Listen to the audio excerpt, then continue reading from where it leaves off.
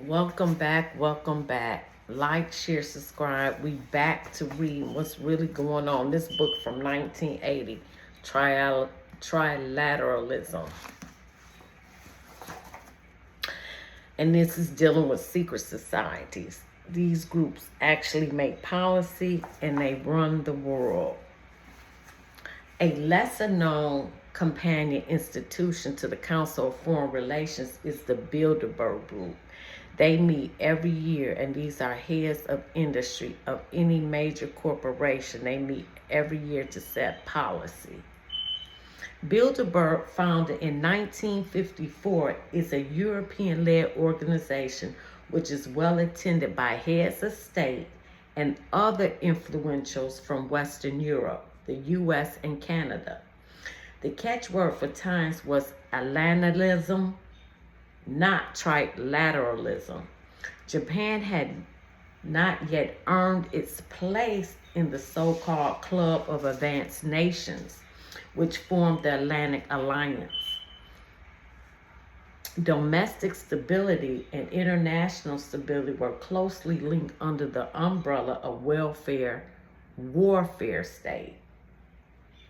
Policymakers and presidents like John F. Kennedy and Lyndon Johnson stepped up efforts to fight the worldwide war on communism, alongside the domestic war on poverty, with the support of liberals, big labor, and big business.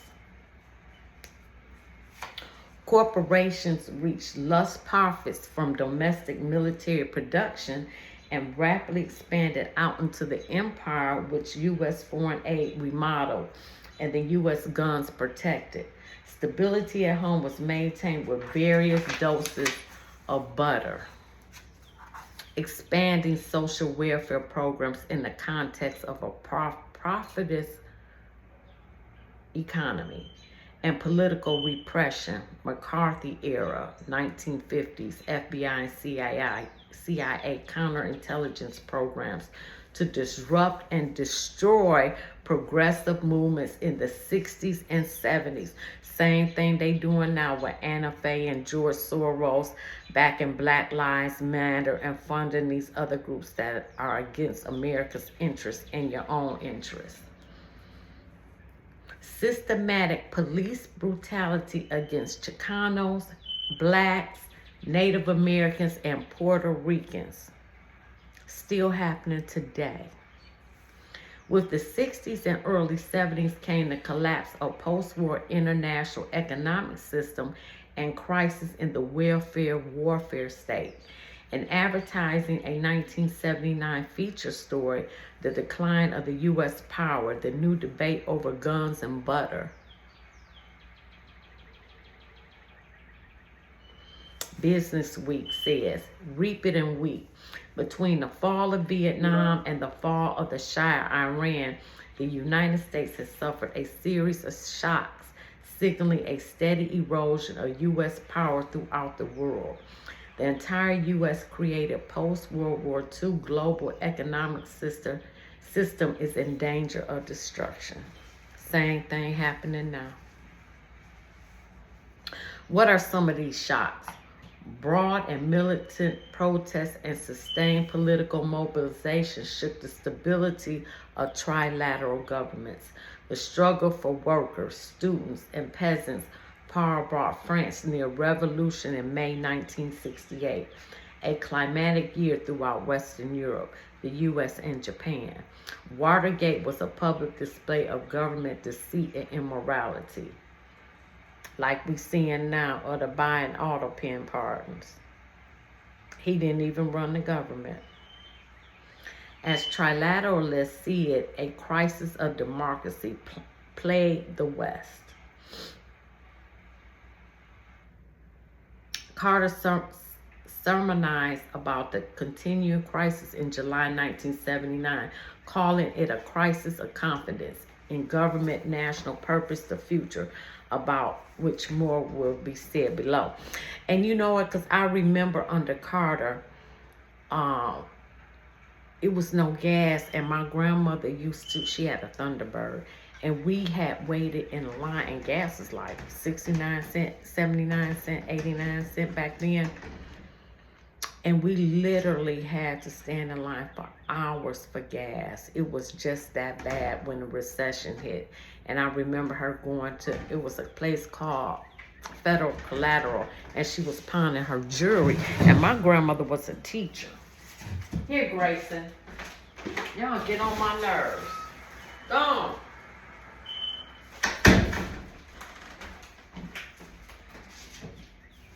I got my robe on. It's still early. The rout of the U.S. military from Vietnam, formalized by the Paris Treaty in 1973 and finalized with the fall of the Thao regime in April 1979, undermines severely the U.S. role as a global police, because that's what we are. We are the global police right now for international capitalism. Domestic constraints were placed on direct and covert U.S. military action as the public said no to massive intervention abroad, and Congress took steps to curb the imperial presidency and its zealot scouts, the CIA, which is Trump and Cash Patel trying to do now. The oil shock came in October 1973, Arab oil embargo against the U.S. and Netherlands because of their support for Israel during the October War. October 6th, remember? They came in there, Hamas through the Glot. History repeats itself. Why? Because it works. It's all planned. At OPEC, price hikes of 73 and 74. Kissinger and Ford wanted to escalate ongoing CIA operations in Angola, where the U.S. supported factions backed by South Africa and Zaire, fighting the IMPLA, the rightful government of liberated Angola. Angola became independent of Portugal in November 1975. Wow. The Senate and House banned further covert aid in December 1975 and January 1976.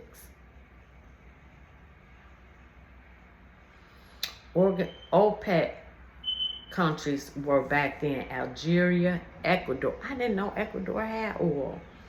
Gabon, Indonesia, Iran, Iraq, Kuwait, Libya, Nigeria, Qatar, Saudi Arabia, United Arab Emirates, and Venezuela.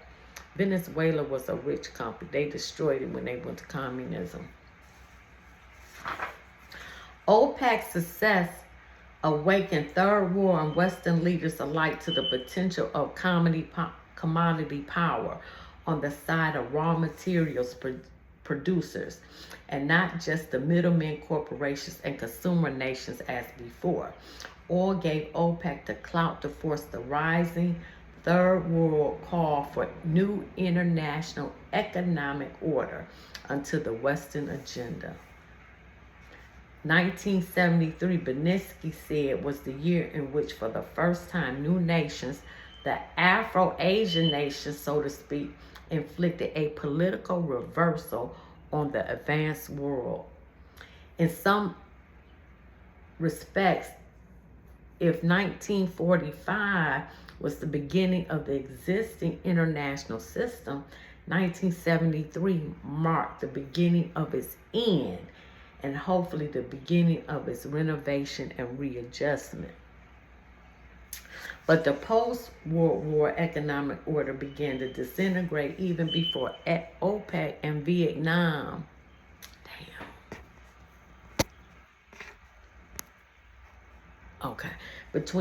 Before OPEC and Vietnam cracked the armor of Western imperialism. The new menace of stagflation, stagnant economic growth with associated widespread unemployment plus rapid inflation proved immune to modern economic medicine, highlighting the deepening economic crisis of the world capitalism. Trade rivalry was mounting among the U.S., Japan, and Western Europe, as it is now with these tariffs.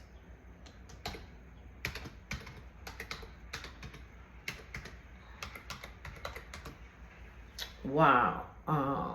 Okay.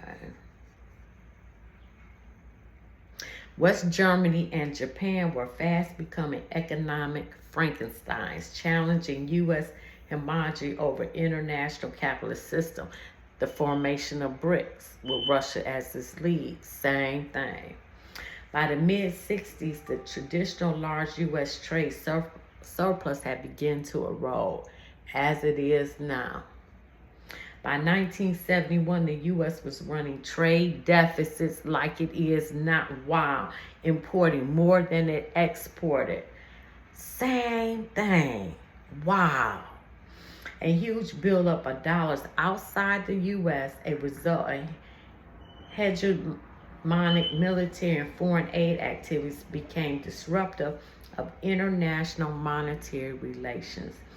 Though inflation and speculation, the dollar weakened against the Japanese yen and the West German mark. International economic reform was needed, like Trump is doing now with the tariffs. You can't make this up. But before mutually agreeable reforms could be initiated, President Nixon and Treasury Secretary John Connally was an unsuccessful candidate for the Republican presidential nomination in 1980. Unilaterally demolished the Bretton Woods system on August 15, 1971. An important date on international business timeline. And attempted to reassert U.S. supremacy with strongly protectionist new economic policy. Protectionist measures are designed to defend the domestic economy and aid industries, which are losing out in international trade competition. What Trump is doing right now, examples include quotas on imports, tariffs, direct subsidies for industry. Just what Trump, wow, you can't make this up. What is y'all doing? Dang. The Nixon shocks violated the rules of free trade, the unobstructed flow of money, goods, and services between companies enshrined in Bretton Woods, same as Trump is doing now. Indeed, such a harsh display of economic nationalism raised the specter of trade wars between the so-called free world powers. Ain't nothing new under the sun. And horrified corporate captains such as David Rockefeller, for whom international free enterprise is gospel. On a political front, Nixon and Kissinger, Illuminati, attended to the emerging U.S.-China, USSR triangle to neglect the Cold War alliance. Western Europe welcomed with the Soviet Union, but not at the expense of its special relationship with the U.S. The overtures to Peking, marked by Kissinger's secret trip in July 1971 and Nixon's pageant in February 1972, came as a special shock to Japan. The Trilateral Commission was launched before all the tremors described above had yet registered on an economic political plan. The Commission's aim is to nurture habits and practices of working together among the trilateral regions in order to promote a healthy, mutually beneficial, not mutually suicide level of competition between capitalist powers. This is what Trump doing with the tariffs. Wow. Forge a common front against the Third World and Soviet Union. The international political economy in the interest of global business finance make trilateral democracy more governable.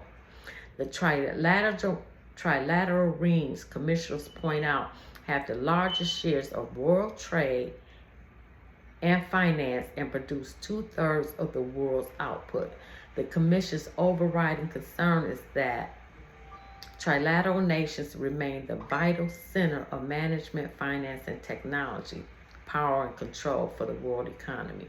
A world economy, in Brzezinski's words, who trained Obama, along with Kissinger and George Soros. would embrace and co-opt the Third World and gradually integrate the Soviet Union, Eastern Europe, and China, known as dropouts, in the Trilateral Commission. Wow. This is so good to me. I don't know about y'all. This is good. Trilateral commissioners assert history show that every effective international system requires a custodian. Today, the super economies, West Germany and Japan, must share the custodial role with the United States. Trilateralism, a form of collective management under U.S. tutelage, is necessary response if corporate capitalism is to endure and prosper. Trilateralism is the creed of international ruling class whose locus of power is global corporation. Global. The owners and managements of global corporations view the entire world as their factory, farm, supermarket, playground. The Trilateral Commission is seeking to strengthen and rationalize the world economy to their interests. And they have. Look at this. Ain't nothing changed. Trilateral Commission George Ball, who is an investment banker, former Undersecretary of State, applauds the growing number of cosmocorps which are engaged in taking raw materials produced in one group of countries, transforming those into manufacturing goods with the labor and plant facilities of another group and selling the products still to a third group, all with the benefit of instant communications, quick transport, computers, and modern management techniques. These corporations control vast amounts of national resources, monopolize the production of commodities vital to our daily lives. They control everything, the Illuminati, such as food and energy, and dominate the research and development of new technology. Michael Gratity discusses the devastating impact of corporate control energy production on people and the environment, focusing heavily on the pillage of resource-rich Indian lands, right, and the mounting threat to make Native American survival. That is a fact. The economics of most countries are dwarfed by the economic power of the largest corporation and banks. In 1976, some 40% of total mass debt of non-oil producing third world nations were owed to private banks. See, this is what they do when you're in an economic crisis. The economic hitmen from the International Monetary Fund, the World Bank, they send their people to these countries, give them a loan, and then they control their politics because they're unable to pay them back, like Africa. And that's why Africa is so in debt. But that boy, Ibram, he paid back that $4 trillion and with the help of Russia. Russia was smart. Russia canceled their $20 billion loan to them companies, helped start BRICS, and backs to Africa because they need those resources. Russia, Putin ain't no dummy. Facts. So the third world nations owe to private banks like Chase Manhattan, Rockefellers, Illuminati, and the Bank of America, Illuminati. That bank gonna fall, I keep telling y'all that. About $75 billion, up from 28% of total debt of $12 billion in 1967. Chairman of the board, presidents, let me see, and directors of the most of these corporation and banks have served on the Trilateral Commission as indicated in these tables. Corporate alliances are based on the dictates of worldwide economic growth and profitability. Mobility is a global corporation's chief asset. The Irving Trust Company advertised the multinational corporation. The sun never sets on it. The The profit motive has propelled it on a fantastic journey in search of new opportunities. As a multinational bank, Irvin's trust job is making sure the sun shines brightly on corporate investment. The global corporation is most at home in a profit haven, a place where politicians are obliging labor, is cheap and disciplined, tax breaks and tax holidays, which permit a corporation to go untaxed for up to 15 years and longer, are plentiful, and there are little or no governmental regulations, as in free zones, which is free of taxes and regulations. Wow. An absence of competition, ready supplies of local credit, and sustained political stability. Wow. Throughout the world, we repeatedly see the relation between profit return and political repression. South Africa has always been regarded by foreign investors as a gold mine, right, with the Boers, the white folk from Dutch that controlled the diamond mines. One of those rare, refreshing places where profits are great and problems are small. Capital is not threatened by political instability or nationalization. This is before Nelson Mandela got into office. Labor is cheap, the market booming, the currency hard and convertible. It doesn't take nationalization and revolution to make a corporation pack up and leave. If the sun should start to set in the form of higher wage bills, taxes, and other profit ceilings, then the corporation will run away like they go to Mexico, to another corner of the globe where the sun shines brightly, and yes, they do. We see this pattern within the United States when corporations move south, where cheap non-union labor remains a regional attraction. And all them jobs that Trump bringing him are all went down south. None came up north. Trilateralists want corporations to be free to pursue the true logic of global economy.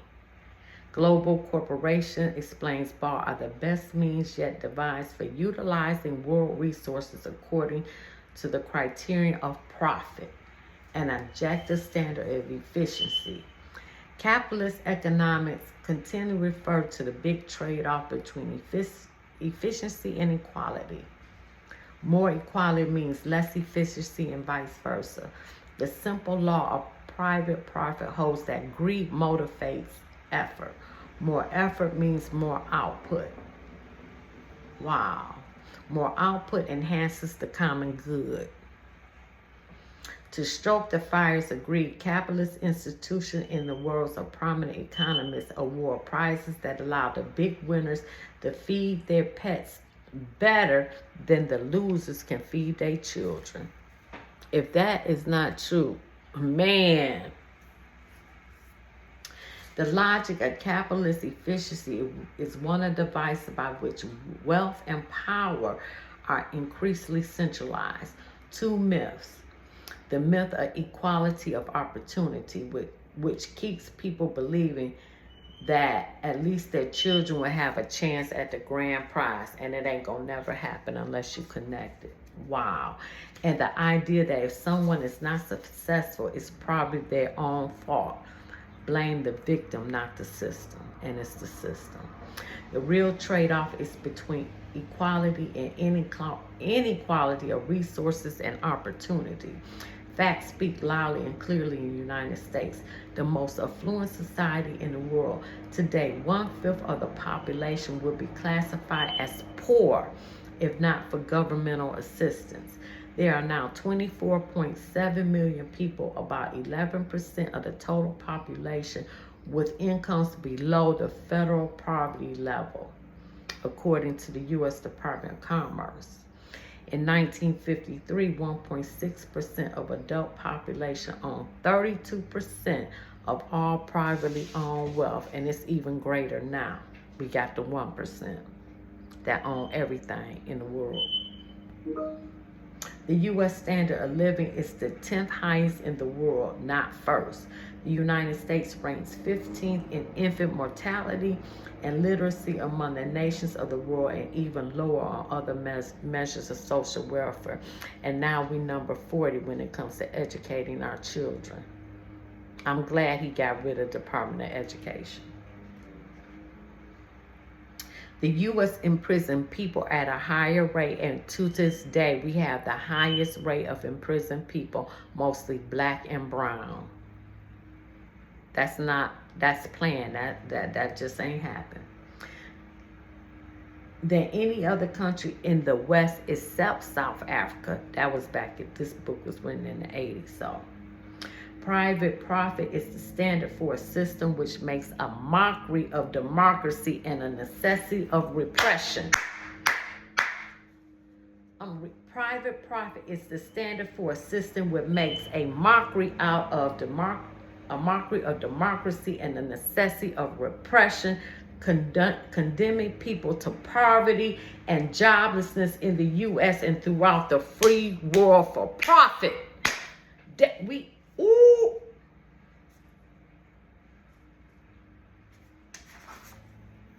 I'm gonna end that right there. I wanted to go over these graphs real quick. Let me look at these graphs. Countries and companies in 1976 ranked for gross national product. United States was number 1 then. Exxon was number 23. How's a corporate in there with countries? General Motors was 24. Royal Dutch Shell Group, that's petroleum, Rockefeller's 36. Ford Motor Company 38. Texaco 40. Mobil 41. Iranian Oil 46. General Electric 58. Standard Oil 67. Rockefeller.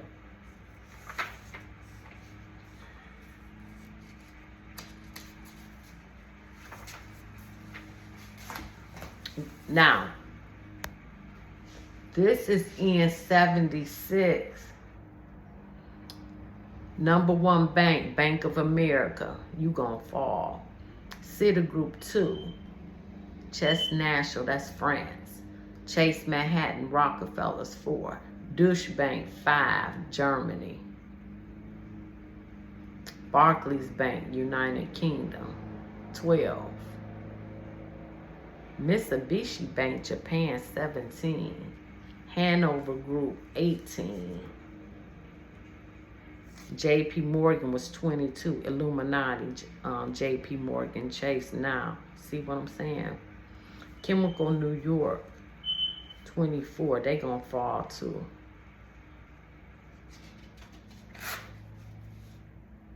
Wow. All right, y'all. Like, share, subscribe, leave a comment. Hit the like button.